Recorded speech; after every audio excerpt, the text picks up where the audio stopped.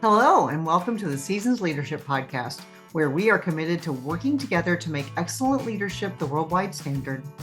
We are going deep into specific leadership topics to help leaders make progress on their leadership journey. You can learn more at seasonsleadership.com. Hey, Seasons Leadership community, we're back with another podcast. Susan Ireland and Debbie Collard, myself. And today we're talking about your why. We really believe in this concept a lot. We're going to dive a little bit deeper into your why as it fits into your, what we call the Foundational Leadership Triad. And so we're going to dive into that today. I have to start off by saying I am getting over a very bad cold. So if I cough or anything, I apologize in advance for that, but it is what it is. It is the season, right, Susan? It is the season. I'm crossing my fingers I can stay away from it for a little bit. Yeah, well, the magic of technology, right? So I can't pass it on to you because we're not sitting in the same space. So that's good. I think we got to start off with leadership, right? Because leadership is what we talk about all the time anyway. And just to remind you, our definition of leadership is the ability to inspire and motivate people to action, or to influence people to do something that they wouldn't otherwise do, or maybe to avoid doing something that they might think about doing. And part of being an excellent leader is understanding yourself. How do I show up in this space? Because we are how we lead, right? So if we know how we show up and how we lead, where that originates from, that's super important. And that's why we call our leadership triad the Foundational Leadership Triad, because knowing these things about you personally and about any business that you might work for or create is super important. You know, this isn't it. I hesitated there for a minute because I was thinking about the excellent leaders I know and the ones I don't know but can observe, and I think the strongest ones are the ones that have like this solid foundation. I mean, they are so solid in it, right? And that's really, it's why I think we are attracted to them and why we recognize the excellence in them. They're very authentic. This is not faked. The triad that we're talking about as a foundation is your mission, your why, which we're talking about today. This is why you exist and why you do what you do. Yep. You know, it's part of you. It's the compelling part of you that keeps you going, keeps you getting up every morning, even when it's cold or it's cold out or you have a cold. Thank you, Debbie. Yes, exactly. Being this part of your why. The triad also consists of your vision, what you want and what you want to move towards, and then your values, your how you show up and how you do what you do. Today we're focusing on the mission or your why. So let's start with your why, because once a person knows that, it's more easily followed. Yeah. And it's easy to get to your vision and your values. Although we do talk about separately about values in another podcast, and we've recommended ways to get back to your values. But those three things are connected together inextricably, right? You can't separate one from the other. But the first focus, your why, your mission, is also called your purpose. Mm-hmm. So if you think about it that way, your purpose, your mission, your why, they're all connected to any actions you might take, or to the actions a company takes as well, right? An organization takes. And they can be used to explain why the organization exists. Like, you know, the difference between McDonald's mission and, let's say, the Navy SEALs mission, right? They're going to have different missions. Mm-hmm. But it's easy to tell what their purpose and mission is. And you said your why is the reason that something exists or something is done, or that you do something, like me getting up and recording our podcast when I have a cold, right? And that is absolutely true. It drives you because it's a sense of how to accomplish what's important to me. Right. I want to jump in here because I really have been thinking about this a lot. We were thinking about this podcast, and I think your mission or your why or your purpose is bigger than yourself. And what I mean by that is leaders that I have seen who are successful are so mission driven that they get out of their own way and their own ego and their own fears of failing because their why is so important. It doesn't mean that they don't have those fears or insecurities or doubts about, can I do this? Their behaviors aren't defined by their fears or their ego or their It's almost arrogance. like they can't not do it. Yeah, exactly. Exactly. And you can't always easily name what your why is or your purpose. And we're going to get to that in a little bit Yeah. with tricks for how to do this. But it's not necessarily easy. Sometimes you stop people in their tracks and say, well, what is your why or your purpose or your mission? And they're like, tell me more. What do you mean? Yeah. It's not so easy to name all the time, but it is inside you and it drives you. And it's usually, I would say to your earlier statement, for most people, Yeah. it's bigger than themselves. Yes. And that's excellent leaders. It is definitely bigger than themselves, but they're aligned with it.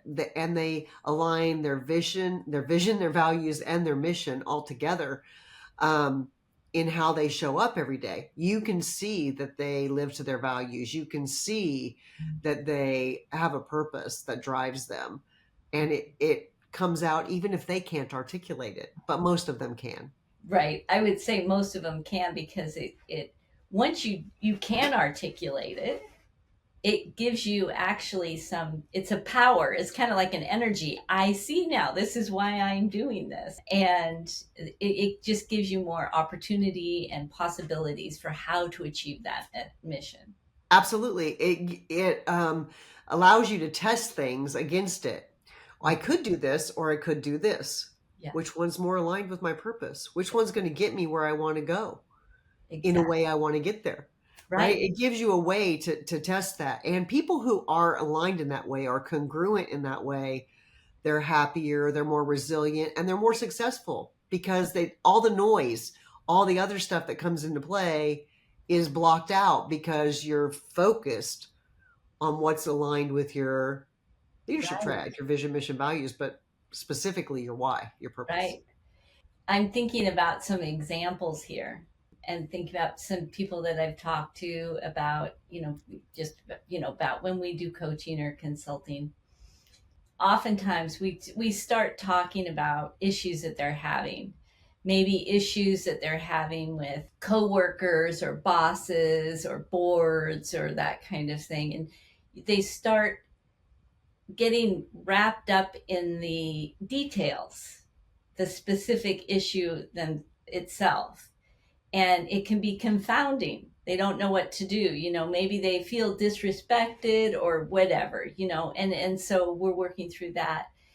It seems like a shortcut to getting over all that and figuring out a good path or a solution is when we start to talk about, well, wait a minute, let's step back. What is your why? Why are you here and what are you trying to do? And Absolutely. I agree with that. And you put me in mind of, I've been in sessions before where a particular organization was trying to craft their mission statement. And a lot of egos and different things get in the way when a group of people is trying to craft a mission that aren't necessarily there when an individual is trying to do it. yes. But they all want to see their words reflected in the mission statement. But then when you can do that test, Yeah.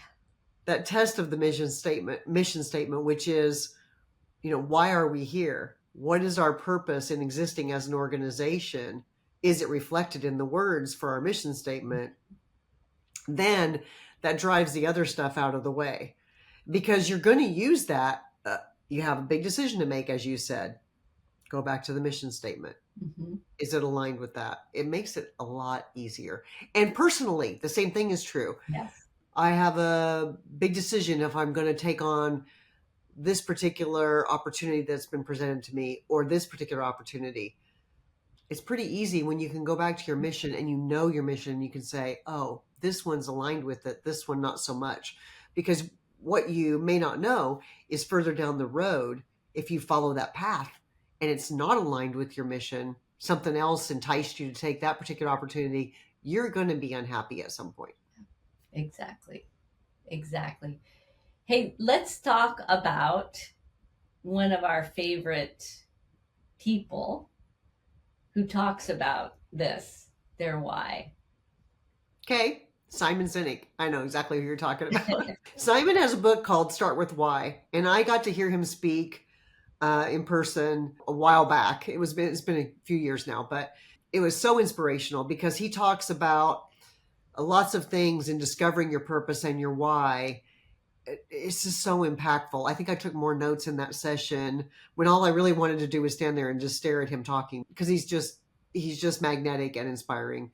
But one thing he said was, inspiring leaders think, act, and communicate exactly the same way, but it's the complete opposite of the rest of us. So you can tell, as you said, you were thinking about examples, you can tell those ones that are inspiring leaders because they all have this congruence. They all have this alignment with their purpose. They know what direction they're headed and it's easy to decide how to get there when you know what path you need to take. And the rest of us are kind of floundering around and need to be reminded, quite frankly, to realign with that purpose. Mm-hmm. And again, it's going to be different for each person because it's based on your individual beliefs, how you've been brought up, your values, personal experiences, etc. And that reminds me of a little story I want to tell. I'm sure my daughters love when I bring them into the podcast and describe them. But one of my daughters, I have twin daughters, one of them decided at age 8 that maybe she didn't decide then, but she informed us at age 8 that she wanted to work with animals. And she wanted to be what she called a rescue vet. And I'm like, oh, okay, well, what's a rescue vet? Well, they go out and find hurt, injured, sick animals and rescue them and make them better and then help find them a home. I said, okay, that's pretty cool. Very sweet daughter. Yeah. I know, wonderful. So life goes on. She grows up. She gets through high school, goes into college. And the first thing she said was, I want to get a business degree. And I'm like, okay. This didn't seem to me, as her mom, something that was aligned with who she was or her purpose. Not even thinking back to the 8-year-old person when she said she wanted to be a rescue vet. So she goes along through college and gets to junior year and fall of her junior year. And she says, I don't want to do this. I chose badly. This is not what I want to do with my life. And so she ended up switching her career path and her degree path to marine biology. And one of the first things she got to do was called stranding, when they have animals, sick or injured animals, wash up on the beach and they go collect them. And well, sometimes they're beyond helping, but sadly, a lot of the times they could come in and do different things to help those animals get better and then re-release them into the wild. She just lit up. Her entire demeanor changed. Everything about the way she was showing up changed. And it was clear to see she was now aligned with her purpose. She knew that purpose when she was 8 years old. But sometimes we lose track when life gets in the way of what our purpose is. Right. And here's I love this example because she does what a lot of us do. So, and I'm assuming here because I did not talk to her about this, but I'm assuming when she picked the business degree that she was hearing or somebody told her that this is the way to do it, to be able to get a career, make money or whatever, this is a serious path here to take. And, even though it wasn't hers, maybe, we get it, we're trying to all be successful and do those things in life. I think about all the conversations I had while we were at Boeing with people who wanted to get promoted and get to the next level. And being a manager or in a leadership position is a different job than if you're a technical expert. And Absolutely. it's a totally different job, you know. And so one of the things that I would talk to people about is like, why do you want to be why do you want to be promoted? You know, you don't really know what you're asking for here, because it's maybe not what you think. You know, a lot of it's because that's what society rewards, or that's what where we think that's where power is, or we are have better status or higher status. You know, it's um, and that, in the long run, if that's what we're chasing, and we are not in alignment with what really drives us and our personal why, we're not going to be happy. Absolutely. Absolutely. And I've seen it time and again.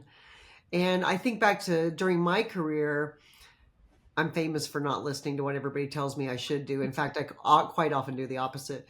But what drove me throughout that was when I made choices of what jobs I wanted to be in, it was always based on my purpose. Although I don't know that I could have articulated my purpose at that Yeah, point in time. right. But let's help people with some actionable advice Okay. on how to determine your purpose. If you can't already don't already know it off the top of your head and can't articulate it, Yeah. let's talk about that. So, the first thing you can do is practice some self awareness and self reflection. We said this foundation was based on your this leadership triad of your mission, vision, and values. So, if you can start with one piece of that triad, Right. you know, like, what are my values? What drives how I do what I do? Or what's my vision? Where do I want to be at some point in the future, a future state?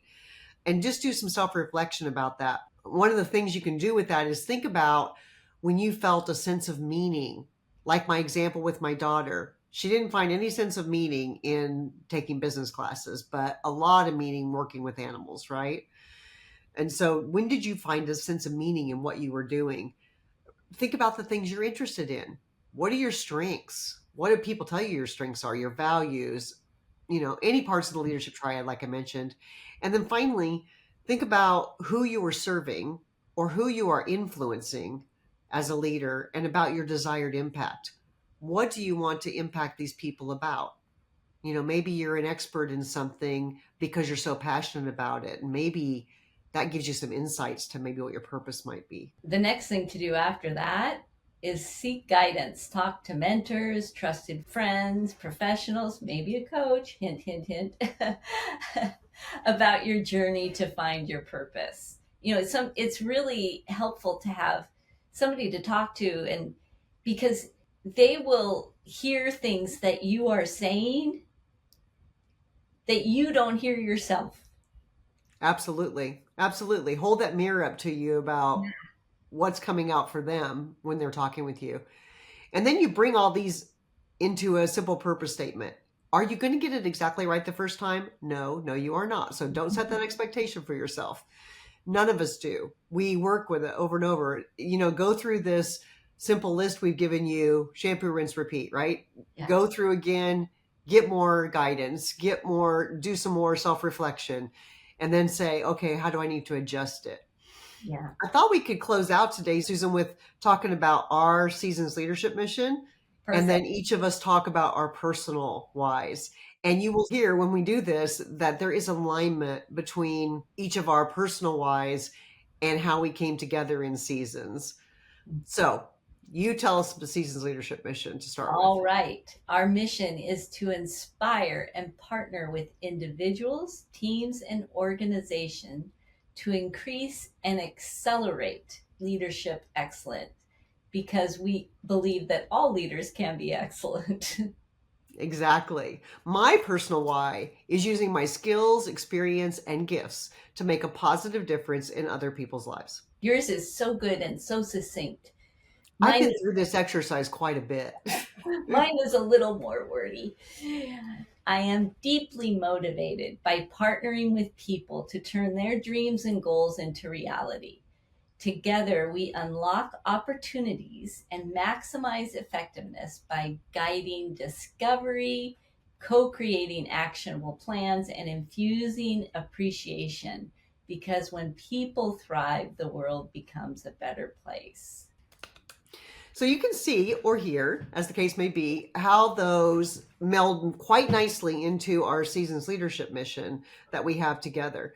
And so we're very unique individuals. We bring different things to the table, but they're all in alignment and congruent. So that makes us happy, gets us up in the morning, gets us excited about doing new things. Another important concept, I know I said that was the last thing, but another important concept for people that I just thought of is it's important for people to work in a place, even if it's their own business, even if you're an entrepreneur, it's important to have fundamental alignment between your personal purpose and mission and the place where you work, so that you are inspired to get up every day and go in and do the things that you do aligned with your purpose. And you never stop doing that throughout your whole life. What it is and how it shows up may change, but the alignment with your purpose should never change. Can we talk a little bit about that? Because I may have a little bit of a contrary opinion about that. Shock and awe. Yeah. I know. Well, and here it is, because sometimes I totally agree with that, if that's possible. And thankfully, I have, for most of my life, have worked in that way. But I also talk to a lot of people who are in a bit of distress because they have jobs that they're not in alignment with their purpose. Absolutely. It happens. And this happened to me earlier in my career, like when I first was starting out. But here's the reality. I needed a job because I needed to support myself and my family. But I think also this is where it's helpful to know your purpose, and also to realize that you could have, I'm going to say, multiple purposes, and your values are aligned in such a way that maybe it's perfectly okay to choose a job where you are getting paid, even if it's not aligned with your purpose at this point, because it is aligned with your greater purpose of surviving, taking care of your family, and that kind of thing. Or maybe said differently, your priorities change at different phases of your life, right? Perfect. So one of your values may be, I'm just making this up, but one of your values may be security, financial security, physical security, etc., for yourself and your family.